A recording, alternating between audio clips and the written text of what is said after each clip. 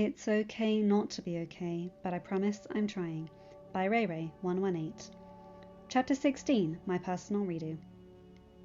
August 31st saw a very boisterous group of people celebrating the last day of summer holiday. They were all once more gathered on the Quidditch pitch at McGonagall Castle. Bill and Charlie were pleased to be let in on the secret the rest of their family had kept for weeks, and offered Sirius their heartfelt congratulations on his freedom. It ended in the early evening, as most of the Weasleys still needed a pack.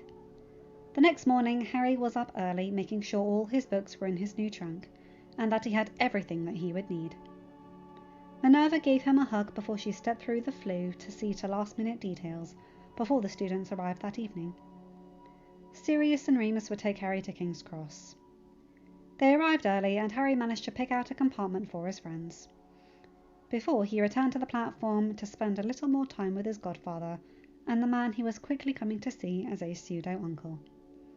From what he could tell from the stories, Remus had been a lot like Hermione in school. He was smart and studious, but also the voice of reason with his friends. That didn't mean the werewolf didn't have a mischievous side, though. In fact, his studious nature just meant that he didn't get caught nearly as often. Amelia and Susan were the first to join them, Amelia greeting Sirius with a peck on the lips and a blush, as she realised that both their charges and Remus were watching them with knowing smirks. They had officially gotten together at the party the day before, and Amelia couldn't be happier. Time had aged them both, and Amelia found herself wanting to have a family, while Sirius was no longer the confirmed bachelor he had been at 21. She helped Susan deposit her trunk in the compartment Harry had chosen, before they returned to the platform as well. Hermione and Neville arrived almost at the same time. Both dropped off their luggage before Hermione introduced her parents to her friends. The Grangers were a cheery couple, amazed at the magical world as a whole. They were happy to meet the friends their daughter had spoken of so much about over the last few years, and were pleased that she seemed to be fitting in well. When there were 5 minutes until the train was to leave, Sirius told them they should all board, and they would send the Weasleys in their direction. The Weasleys arrived less than 2 minutes before the train was to depart, running through the barrier, dragging their trunks behind them. Huffing and puffing, they made their way onto the train and quickly found the rest of the group. Fred and George said goodbye and headed off to search for Lee, while Ron and Ginny settled down for the ride. Their conversation was interrupted periodically by various people stopping by to say hello. It confused Harry a bit, as he didn't really remember being this popular before, but Hermione just rolled her eyes when he voiced that thought. "Honestly, Harry, don't you see it? Your life has been splashed all over the Prophet the past few days. Sirius has been freed and publicly claimed you as his charge. That means that he's most likely made you his heir as well. You are now the heir of 2 ancient and noble houses, which is rather unusual, though not unheard of. Plus, you've grown a lot over the summer. You're taller and have more muscle, and without your glasses, you're quite good looking." Hermione blushed a little, and Ron looked almost as uncomfortable as Harry. "There's also the fact that your other guardian is McGonagall. People may be sucking up to you in order to get on good terms with her." Harry just stared. "Blimey, people are mental," he groaned, closing his eyes and shaking his head. The door opened again, and Harry's eyes snapped open, intending on giving a piece of his mind to whomever thought they could flatter their way into a friendship. He was pleasantly surprised when the intruder was discovered to be Cedric Diggory. The older boy grinned ruefully and gave a small wave. "I just wanted to say hi, Harry, and to congratulate you on your grandfather's release. My dad said it caused quite the stir at the ministry." Harry nodded, grinning. "Thanks, Cedric," he replied. Cedric made small talk for a few more minutes before he left to return to his own friends. The customary visit from Malfoy couldn't be skipped, of course. The young Malfoy heir seemed quite put out to have the Black Lordship snatched away from him, and made his displeasure known with a bit of pouting, some threats about what his father would do, and, most intriguing, a hint of something occurring at Hogwarts that year. When the burr in their side had disappeared, Ron turned to look at the rest. "What do you suppose that was about?" he asked. Harry shrugged. Aunt Minerva mentioned something, he admitted. She didn't tell me what it was, and she made me swear not to say anything. But she told me there was going to be some sort of big contest or something this year. They all speculated as to what it could be, and the remaining trip passed by quickly. The moment Harry saw Hogwarts again, he felt the welcome rush of magic race across his skin. It was like the castle was welcoming him home. Which it might be, he thought with a start as he followed his friends out of the carriage. Now that he knew he was Gryffindor's heir, that comforting buzz made a little more sense. Harry had sworn Ginny to secrecy, and he hadn't told anyone else yet. He wanted to tell his friends, but he wasn't sure how they'd react. The sorting took forever, but Harry dutifully clapped every time they received a new Gryffindor, making a mental note of their names and faces, so that he could remember them later. And soon enough Dumbledore was telling them all to tuck in. Conversation increased as the food appeared, and Harry found himself telling Seamus and Dean about his summer, an abridged version of course, before he managed to steer the conversation elsewhere. Quidditch was safe enough, and the Weasleys dominated here, talking about the matches they had played on McGonagall's regulation-sized pitch, which had all the Gryffindors laughing. Clearly their head of house was obsessed. But then, they all knew that. She coveted the Quidditch Cup almost as much as Oliver would had. The rest of the group began to share their summers, and before they knew it, the meal was over, and Harry was feeling uncomfortably tired. Dumbledore stood up once more, spreading his arms wide. Welcome back to another year at Hogwarts. Now that you have all been fed and watered, why do I suddenly feel like a mule? Harry muttered to Ginny, causing her to try and stifle her burst of laughter. Many people turned to look at them, and from the head table McGonagall gave them a stern look. But someone who knew her would see the upturn of her lips. I have a few start-of-term announcements to make, Dumbledore continued over the interruption. First of all, I would like to welcome Alistair Moody to our teaching staff. Professor Moody is a decorated Auror, and we are lucky to have him with us. Everyone clapped as the grizzled man stood up. Harry's first thought was that he wouldn't be winning any beauty pageants anytime soon. One eye was heavily scarred, while the second appeared to be bright blue and whirling in every direction. He leaned heavily on the table and sat back down almost immediately. Harry heard Ron talk about how his dad had had to help Moody out of a jam recently. Something about attacking dustbins and needing to obliviate a few muggles. My next announcement, Dumbledore called their attention back to him, is with sadness that I regrettably inform you that the Quidditch Cup will not be taking place this year. A great shout rose out, but the headmaster just spoke over them. Instead, Hogwarts will play host to a historic event. It is with great pleasure that I inform you that the Tri-Wizard Tournament has been resurrected. You're joking! Fred Weasley shouted, drawing a laugh from the rest of the hall. Dumbledore's eyes twinkled. I assure you, Mr. Weasley, I am quite serious. For those of you who do not know, the Tri-Wizard Tournament was once a great contest that took place every few years, bringing 3 separate magical schools together to compete for glory and honour. I believe it was abandoned because of the high death toll, but for the last 4 years, our ministry has been working with the Norwegian and French ministries, and the result is what you will experience this year. Next month, Beauxbatons Academy and Durmstrang Institute will be arriving with a pool of candidates. I expect you will all treat them with kindness and courtesy, as expected of the host school and Hogwarts students. Dumbledore looked around the room, as if expressing upon them the seriousness of this request. His next statement drew more than one angry shout, but he remained firm. Due to the dangers the champions will face, all 3 ministries have consented to an age limit. Therefore, no one under the age of 17 will be allowed to enter their name. We will be making sure this rule is upheld. He waited for the grumbling to die out before he spoke again. I implore you all to think seriously before choosing to enter. Your name being chosen constitutes a binding magical agreement, and cannot be undone. Do not put your name in on a whim. And now," he clapped his hands cheerfully, "you all must be tired, so off to bed. Off you trot." "Seriously?" Harry grumbled as he stood up, subconsciously offering his hand to Ginny so she could use him to clear the bench. "Off you trot, fed and watered? I'm feeling more and more like a horse." Ginny giggled again.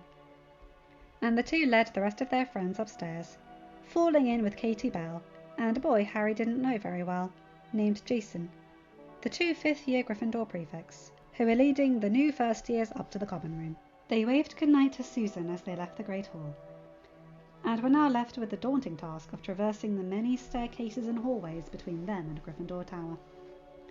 Harry smiled and answered a hesitant question from a shy first-year boy who didn't seem to want to speak loudly enough for the whole group to hear, and soon enough they were giving the fat lady the password. Ginny, Harry, Ron, Hermione and Neville headed over to the couches to talk for a bit, and Ginny couldn't help but smile at the boy she just realised she was still holding hands with. She blushed, but didn't let go. "You're pretty good with the younger years," she observed. Harry shrugged. "I remember what my first year was like," he admitted. "I had no idea where anything was, but I was afraid to ask any of the upper classes. If I can help, I should, right?" Ginny beamed and Hermione looked equally happy. Ron looked nonplussed, and Neville looked thoughtful. "Maybe we can do something to help them settle in," he offered hesitantly. The summer had definitely seen him coming into his own, but he was still somewhat unsure of himself sometimes, and wasn't certain how he would fit in once back at school. Harry's eyes lit up. "That's a great idea, Nev," he smiled. "We could offer to show them to their classes, and maybe help them with homework. Maybe we could see about getting a study group together." Hermione nodded eagerly. "We should open it up to all the houses, though, Harry," she added, eyes gleaming. "Susan would help us out. I think you could probably get Cedric to as well. I don't know anyone in Ravenclaw well enough, though Parvati may be willing to talk to her sister. I'm not sure about Slytherin either." Harry thought it over. "Cedric mentioned he's friendly with Cho Chang from Ravenclaw, so he could probably talk with her. As for Slytherin, well, Blaise and Daphne have always been relatively neutral. They might be willing to help, especially if it will get them something as well." Hermione nodded. "They're both in arithmancy, and they're the only Slytherins there.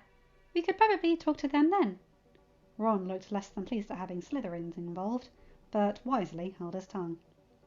Ginny added, "I'll talk to Luna Lovegood. She's a Ravenclaw in my year. She's a bit odd, but she's nice. Harry, you should talk with McGonagall on this. See if we can get it officially sanctioned." Harry nodded, and they decided to bring it up with the professor after their first Transfiguration class, and they would talk with the other students when they could. That act done, it was time for bed. That night, Harry had a rather strange dream. Wormtail was there, as was an unknown man. They were talking about some contest, and he heard his name mentioned. The dream was a bit fuzzy around the edges, though, so he didn't quite catch everything. When he woke up, his head ached, but not nearly as bad as he had had before. He pushed the dream to the back of his mind and got ready for his first day of school. He woke Neville and Ron, and the three of them met Hermione and Ginny in the common room before going down for breakfast. McGonagall handed out schedules when they were nearly finished, and stopped by Harry's place as she gave him his. "I have arranged for you to take the third-year Arithmancy and Ancient Runes end-of-year exams this afternoon, as you have no classes. So please report to my office after Defense Against the Dark Arts." Harry nodded and looked over his schedule. He noted with a grin that she had already added Arithmancy and Ancient Runes to it, even though he hadn't taken the exams yet. That was one thing he really did like about her. She had an unwavering belief in him. Schedule for Harry James Potter, Monday, 9 to 10:50, potions. 11 to 11:50, charms. 1 o'clock to 2:50, herbology. 11 p.m. until 1 a.m., astronomy. Tuesday. 10 a.m. to 11:50 a.m., transfiguration. 1 p.m. to 1:50 p.m., history of magic. 1 p.m. to 1:50 p.m. History of Magic.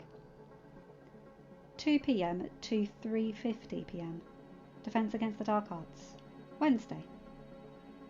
9 a.m. to 10:50 a.m. Charms. 11 a.m. to 11:50 a.m. Arithmancy. 1 p.m. to 2:50 p.m. Herbology. 3 p.m. to 4:50 p.m. Care of Magical Creatures, Thursday. 9 a.m. to 10:50 a.m. Potions.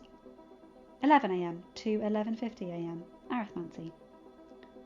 1 p.m. to 1:50 p.m. Ancient Runes. 2 p.m. to 2:50 p.m. History of Magic. 3 p.m. to 4:50 p.m. Transfiguration, Friday. 9 a.m. to 10:50 a.m. Ancient Runes. 1 p.m. to 2:50 p.m. Defense Against the Dark Arts. Ron read through his schedule, pleased that he had a free period that morning. Harry would be taking one as well, since he hadn't gotten into Ancient Runes yet. However, he would not have to go to divination like Ron would in a couple of hours. Man, look at this! Potions first thing on Monday mornings, and divination first for me today. Why do they have to do this to us? Harry grimaced, looking up at the head table, where Snape was scowling into his breakfast. I don't know, mate, but if you ask them, you might also want to find out why they keep putting us together with Slytherin as well. That's just asking for something to happen. Ginny giggled. Relations between Gryffindor and Slytherin were definitely tense, though anyone with half a brain would understand that Harry's role was mostly in retaliation, as Malfoy was usually the one to start things. Unfortunately, Snape did not seem to possess half a brain. Hermione picked up her bag and waved goodbye to the rest of them before she headed up to grab her Ancient Runes book for class.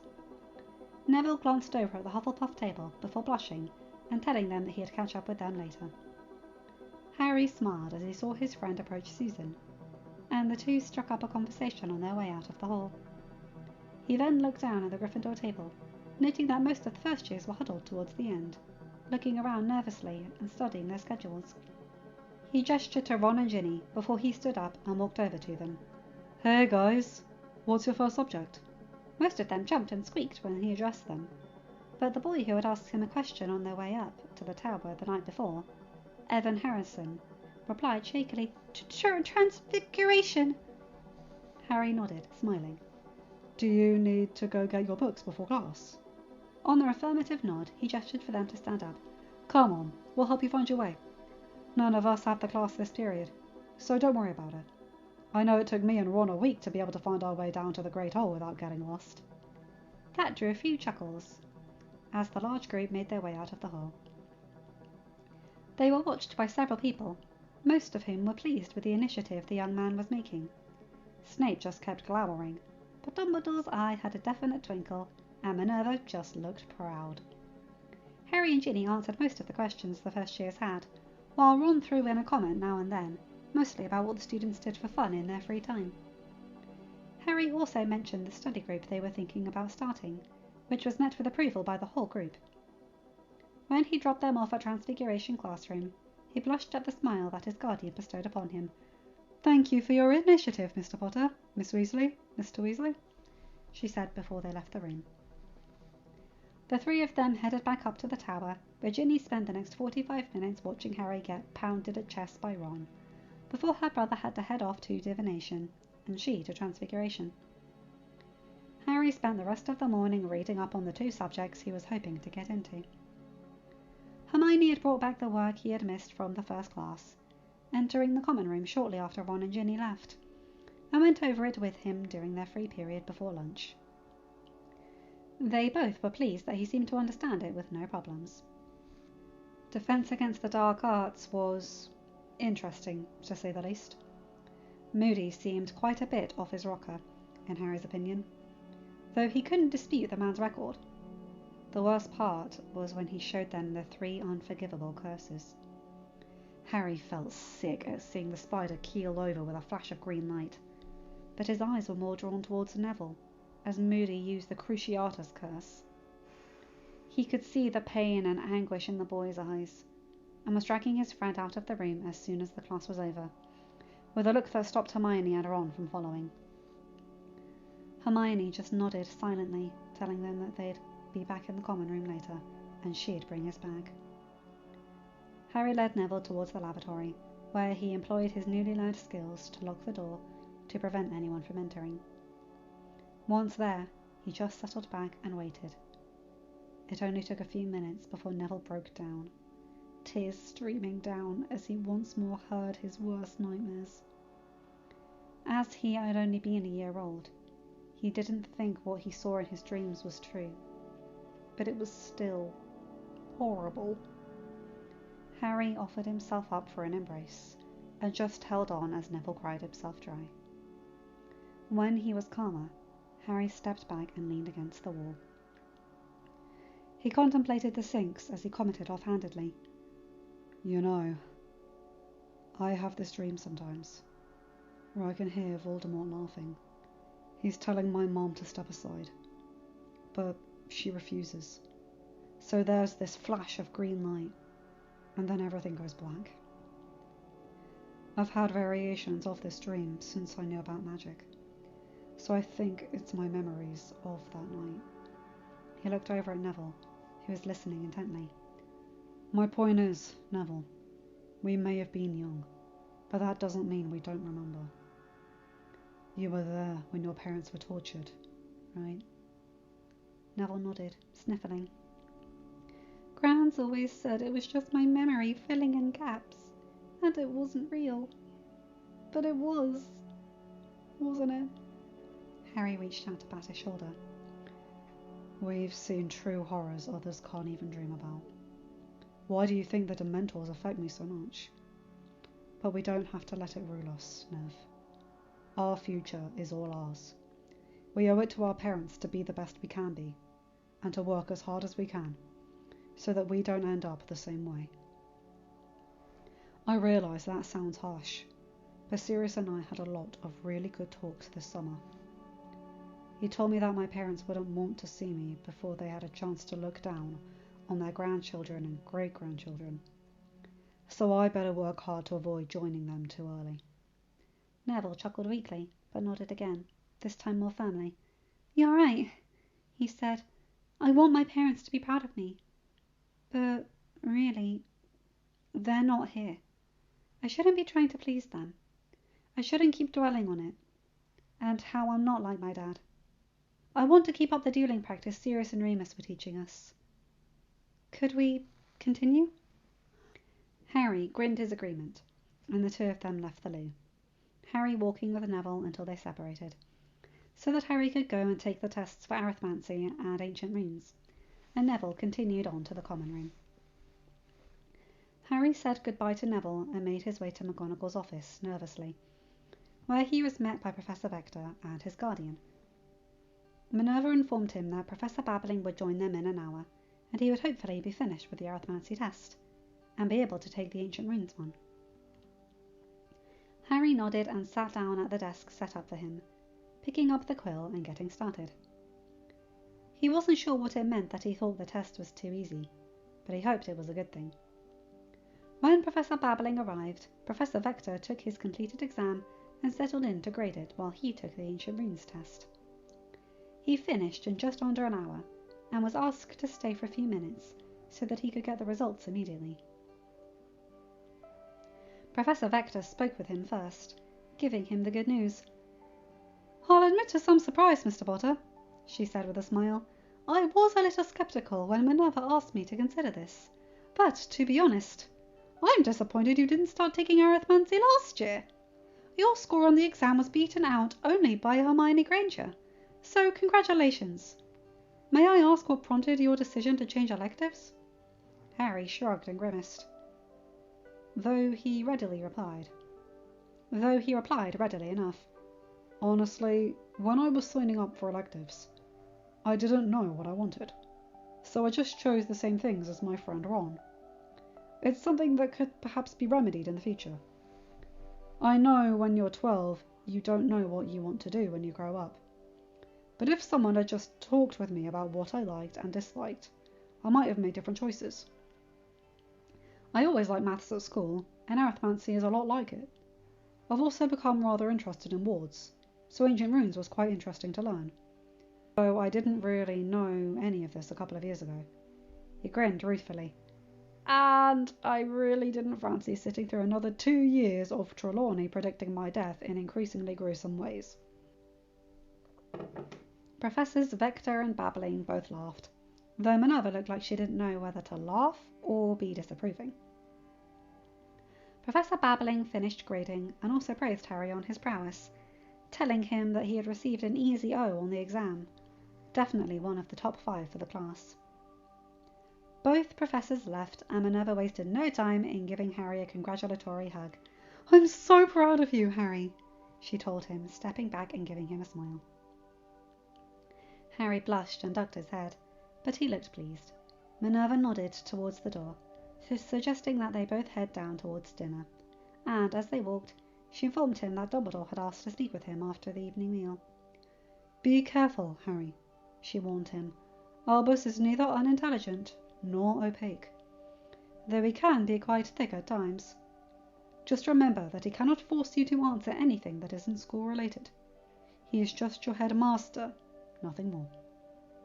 Harry nodded, and they broke apart as they entered the Great Hall, Minerva heading to the head table, and Harry to join his friends. Hermione looked eager to hear how he did, but Harry made it a point to sit down first and fill his plate. Finally, she couldn't take it anymore. "Well," she demanded, "how did you do?" Harry looked up, grinning. "I passed, Hermione," she squealed. "Oh, I just knew you would! That is so wonderful, Harry! Congratulations!" Harry nodded, blushing a little. "Thanks," he replied, smiling as the rest of them passed on their own congratulations, though without the squealing. Ginny saw his shifty eyes, and her own narrowed. "How well did you do, Potter?" she asked lowly. Harry flinched, looking down. "Professor Vector said the only one who beat my score was Hermione," he admitted, causing the bushy-haired girl to let out another squeal, louder this time, which drew the attention of several people towards them. Harry continued, "And Professor Babbling said I got an easy O." Ginny grinned and threw her arms around Harry before she sat back, suddenly aware that they were surrounded by people. In the awkward silence that followed, they all decided to start on their meals. It was a few minutes later that Harry informed them of his meeting with Dumbledore.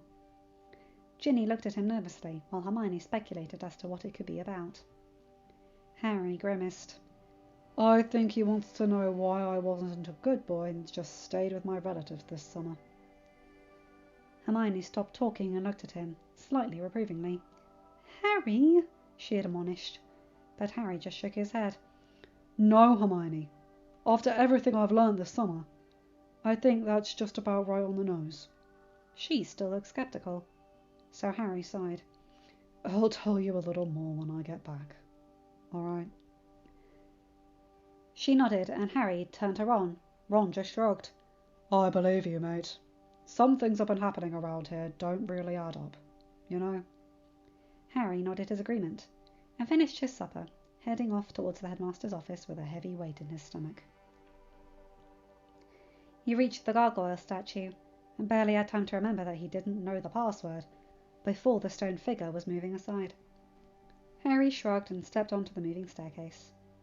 He knocked on the door before entering, and was greeted by a slightly shocked Dumbledore, before he hid his surprise behind the twinkling eyes.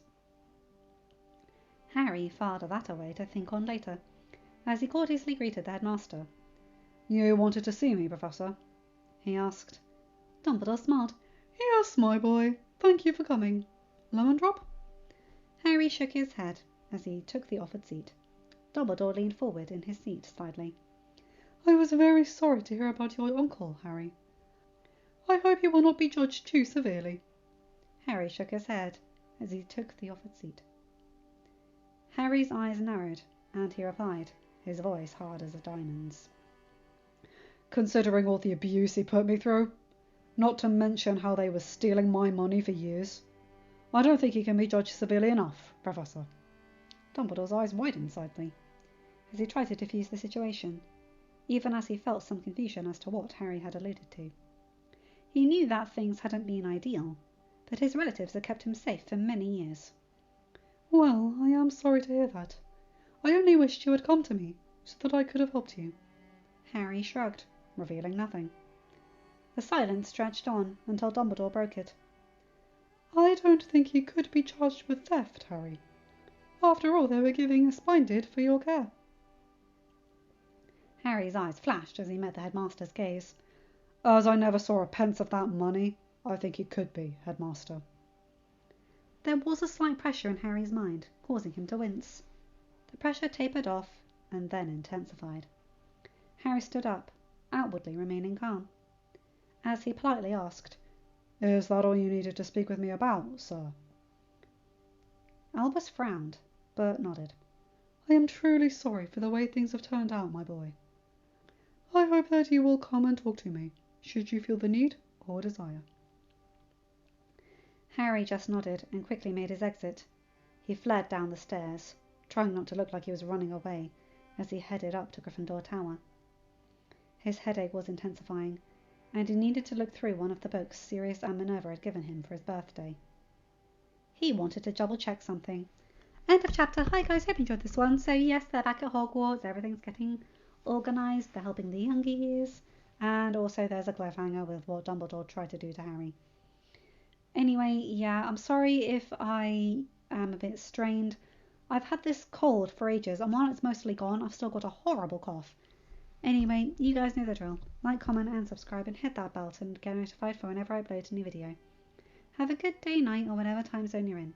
Bye, my guys, gals, and my binary pals. I'll see you in another video. Take care.